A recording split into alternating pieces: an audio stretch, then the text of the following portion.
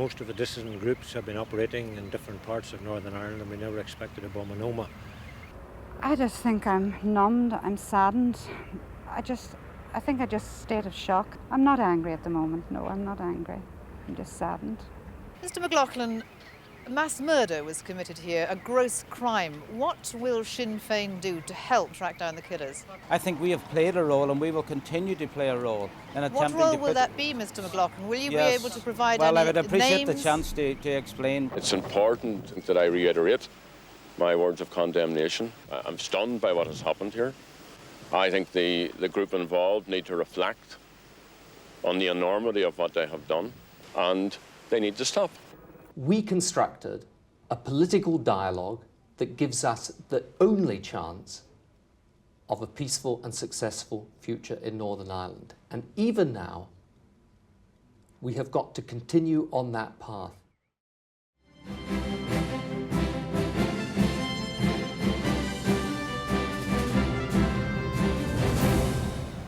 Good evening from Omagh in Northern Ireland.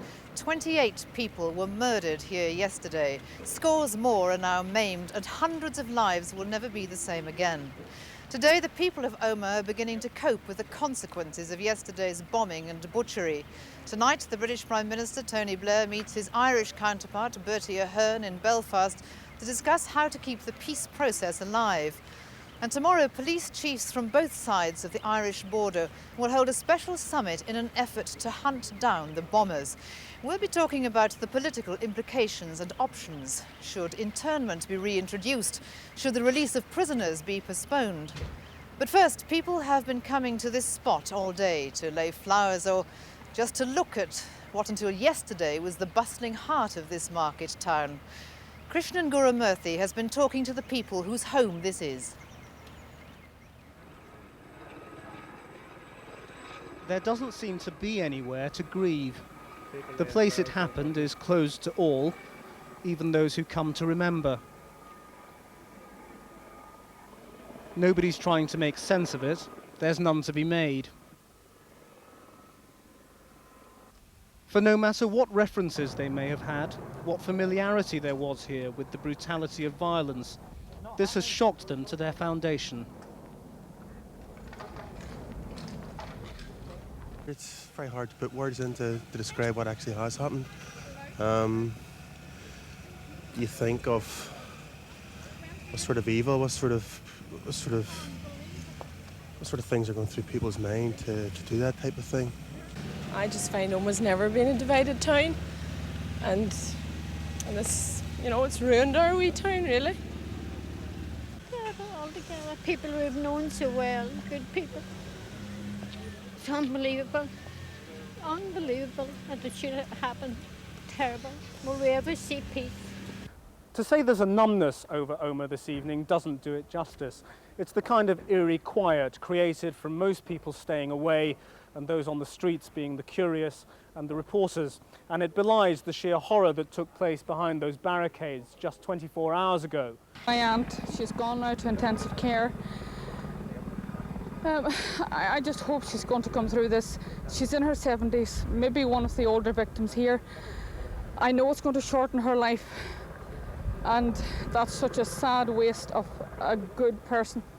I'm also so sad that my cousin's daughter has been killed in this. Jolene, a wonderful girl who would have been celebrating her A-level results now on Thursday, had the most wonderful future to look forward to. Her sister's critically ill in the Royal. My heart is just broken. A member of staff at this hospital saw their own wounded child carried in while they tended the casualties. Today there's a steady stream of relatives and friends. No, I'm the ambassador of Spain. He was there to visit 2 of the 15 Spanish school children who were injured. 2 others had died. One man came from nearby Enniskillen to lend his support. Jim Dixon was injured when a bomb tore that town apart a decade ago. We live in a lovely country here, with lovely people. I cannot know what motivates these people to carry out such evil deeds. It's terrible. The most anguished and tortured events of today have been at the Leisure Centre, which has housed the grim task of identifying the dead and informing the relatives. This morning, there were still more than 10 unknown bodies. People came here through the day, giving the personal details of their friends and relatives, anything that might help work out who the dead were. This has become a cauldron of raw emotion, and we certainly, I think, need a lot of ministry over the next few days to see them through. What's it like in there? I mean, it must be horrific. In a sense, I can't identify really fully with all that's going on in there because I didn't recognise anyone left in the building. But certainly, you've only to look into people's faces and realise that they have been touched to the very core. I've just heard of a very good friend's daughter who died in the bomb explosion yesterday. Doesn't that make you very angry? I just think I'm numbed, I'm saddened. I think I just state of shock. I've just been hearing about different people that I know not very well, but I know well enough to have to go and see them and to talk to them and be with them. I'm not angry at the moment, no, I'm not angry. I'm just saddened. With weeks and months of heartbreak ahead, it may be hard to prevent the sadness turning to anger. For now, there's thankfully little sign of it. Krishnan Guru-Murthy reporting. Well, I'm joined now by William Thompson, who is the Ulster Unionist MP for West Tyrone, so this town, if you like, is the capital of your constituency. We've heard people talking there, and it's as if they cannot believe what happened. 80% of them voted for the Good Friday Agreement. They supported it. They never expected this to happen. No, this is my town, and of course, none of us expected a bomb of this nature here. Most of the dissident groups have been operating in different parts of Northern Ireland, and we never expected a bomb in Omagh. And I think that what we are finding is that people are now feeling the shock when they begin to realise the numbers who are dead, the number of women and children and men and boys. They realise what a tragedy we have here. And I think it's only now beginning to sink in. I'm sure it was yesterday afternoon, but the clear purpose of this is to derail the peace process, to undo the Good Friday Agreement. I know originally that you were not a supporter yourself, but do you think that the bombers will achieve their aim? Well, I think that the Republican movement is always a movement that believes that you can drive the British government out of Ireland. And many of them believe the only way you can do it is by violence and by this type of activity. There may be those in the movement who want to follow a political path, but it's hard to say whether they will ascend or whether the militants will ascend. You say the Republican movement. You hold everybody under that wide umbrella responsible for this, do you? Well, I think there is a wide group of the Republican movement. I think it's a number of people within Ireland who espouse the Republican cause. Because Gerry Adams historically condemned this action yesterday, the first time. First of all, could I say that I welcome that. It's the first time they've had a condemnation from him. I hope we'll have many more.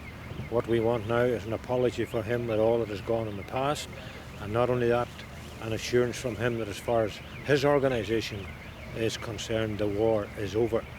But not only that, secondly, I welcome the statement by the Prime Minister of the Republic of Ireland, which has told us that in fact he's now prepared to crush terrorism.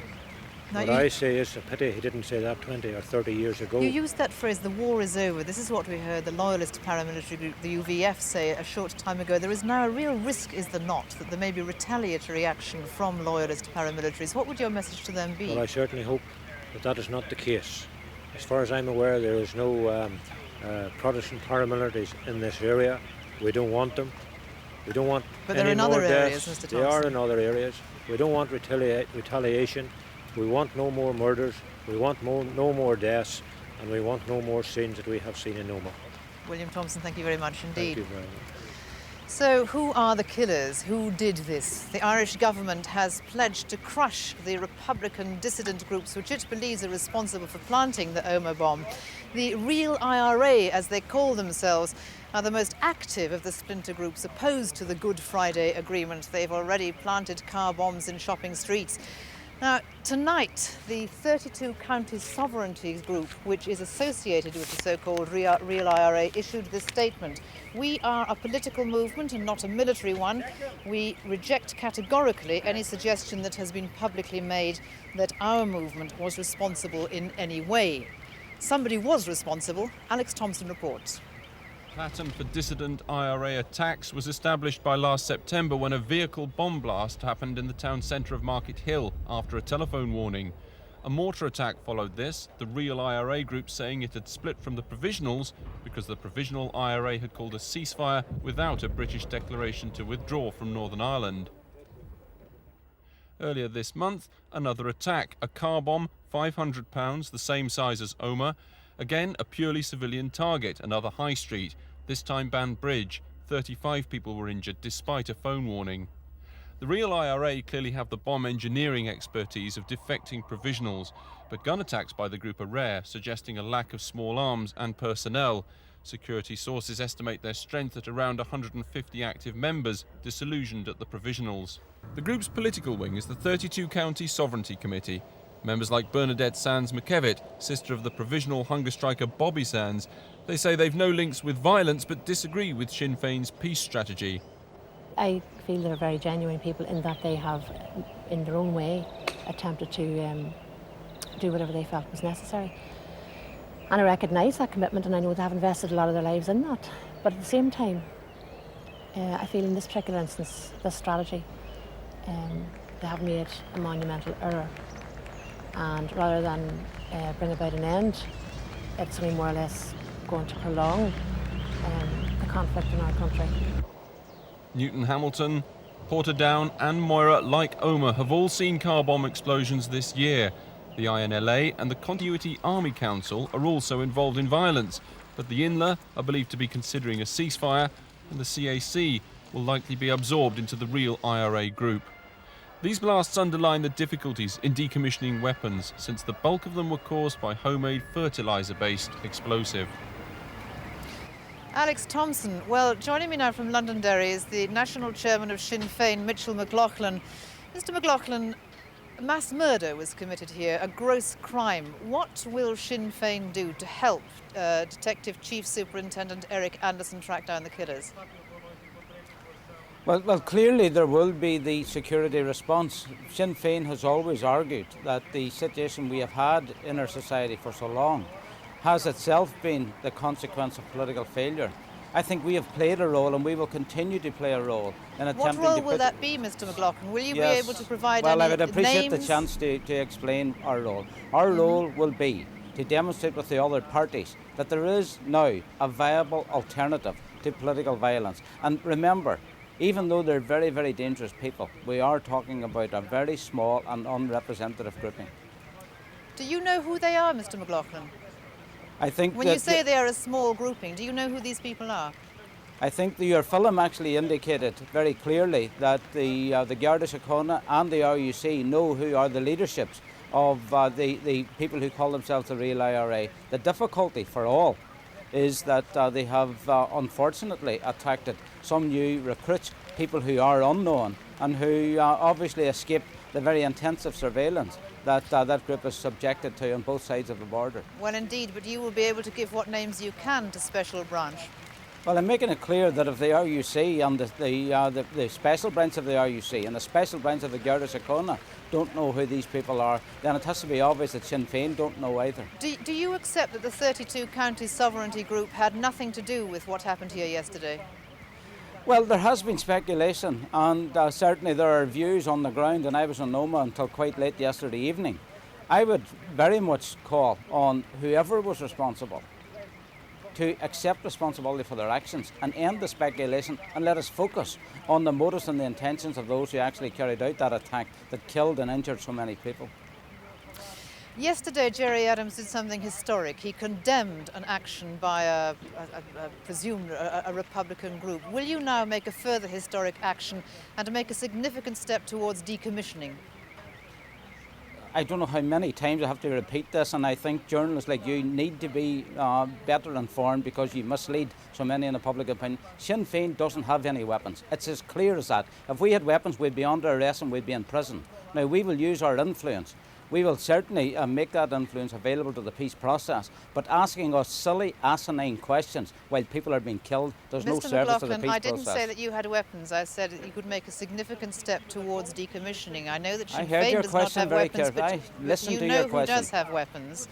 And yes, I'm indeed I suggesting that do. you are in a position to further decommissioning. Well, all people, I think, have a contribution to get down to the business of implementing the Good Friday Agreement. Let's do that and let's demonstrate that there is an alternative. And those who have control over weapons can, in a voluntary way, then make their contribution to all of that. It also includes the British government, who have spent £40 million since the IRA declared their latest ceasefire in strengthening their military installations. So the demilitarisation argument is a really comprehensive and difficult issue, which I think has to be approached with care. Thank you very much indeed for joining us, You're very Mr. welcome. McLaughlin. This is a town in shock after yesterday's car bomb left 28 dead and hundreds hurt. Tonight, the British Prime Minister, Tony Blair, is meeting Bertie Ahern, his Irish counterpart, in Belfast to discuss how to keep the peace process alive. Isn't it always the case that if there are people that are willing to engage in acts of this barbarism and evil, to go and bomb a shopping centre, kill not just innocent women and children, kill Protestants, Catholics together, even people from another country who simply happen to be there visiting. Well, what's our response to those people? To give up? To surrender to them? To tell them it's all hopeless? Or is our response to people to say, we constructed a political dialogue that gives us the only chance of a peaceful and successful future in Northern Ireland. And even now, we have got to continue on that path. The Prime Minister speaking a short time ago. However, some Unionists are already claiming that yesterday's atrocity shows that the whole peace process is itself a sham. The Prime Minister mentioned responses. It's been suggested that the reintroduction of internment might be appropriate, but of course that could considerably aggravate tensions within the community. Peter Morgan reports. Deputy Prime Minister John Prescott in Omagh this morning called this an appalling and evil act. He vowed that Northern Ireland would not go back to its dark days. But how can the death of 28 people count as any kind of peace? I welcome the fact that there has been universal condemnation against this minority of people who seek to destroy in such a way and to destroy the peace process itself. The Taoiseach Bertie Ahern said that after yesterday's bombing, internment was still an option. Whatever is necessary has to be done. Does that mean internment? It could mean anything. It could mean anything. Whatever has to be done, will be done. By condemning the bombers, Sinn Fein President Gerry Adams has made a significant verbal concession, the first time he has used such a term after a bomb attack. It's important that I reiterate my words of condemnation. I'm stunned by what has happened here. I think the group involved need to reflect on the enormity of what they have done. Whoever was involved needs to claim responsibility for this dreadful event, and they need to stop. But the scenes from Omagh have reinforced Unionist doubts about the Good Friday Agreement. Was selective internment an option then, given the tension it would create on both sides of the border? The Republic could use internment because they've still got it on the statute book. The present government very, very foolishly gave up the power to intern recently, and we are now left in the position that if we wanted to use that weapon, you would have to have a bill in the House of Commons. Another threat comes from Loyalist gunmen. Last week, the Loyalist Volunteer Force declared a permanent ceasefire. Politicians close to these armed groups say their truces are again under strain. This atrocity yesterday has caused a great deal of anger within the Loyalist community, but it's controlled anger. And what they are saying in my community is that the IRA bear a big responsibility here, that they need to say that the war is over. And tomorrow, RUC Chief Constable Ronnie Flanagan and his Irish counterpart meet to prepare an urgent assessment of the security situation following the Omagh bomb. Peter Morgan reporting. Krishnan Guru-Murthy, we're talking about responses already because things move so fast now. The reintroduction of internment would aggravate many people, but do you think now there's a real possibility? We're hearing very strong signals from both sides of the border. I think, given the Labour Party in particular's position on internment throughout the last decade, the idea of reintroducing it is very, very unlikely, frankly. I mean, we heard the Irish government making noises this morning about saying they're prepared to consider any option. They certainly weren't ruling it out. The They Deputy weren't Justice ruling it Minister out. made that point. But the idea of bringing that in at this stage, I think, is almost inconceivable. What about the idea of imposing a moratorium on the release of political prisoners? That's supposed to start next month. Well, if you heard what Tony Blair said from his holiday home in France when asked specifically about the prisoner issue, he said it was too soon to say. He said what we need to do is establish from an inquiry who was behind this, and then you can start talking about those kinds of issues. Krishnan Guru-Murthy, thanks very much indeed. Well, John Hume, the SDLP leader, joins us now from the Londonderry studio. Can I ask you, amongst the multiple responses in the time that we have, your response to what happened yesterday, John Hume, in terms of what one might do? Do you think it is time to reintroduce internment? Well, first of all, I think that I very much welcome the strength with which both Prime Ministers and the definitive approach that they have taken since this terrible atrocity. And both of them were speaking to me on the phone today. And they have indicated they'll be taking the strongest possible measures to bring the people who committed these terrible atrocities to justice.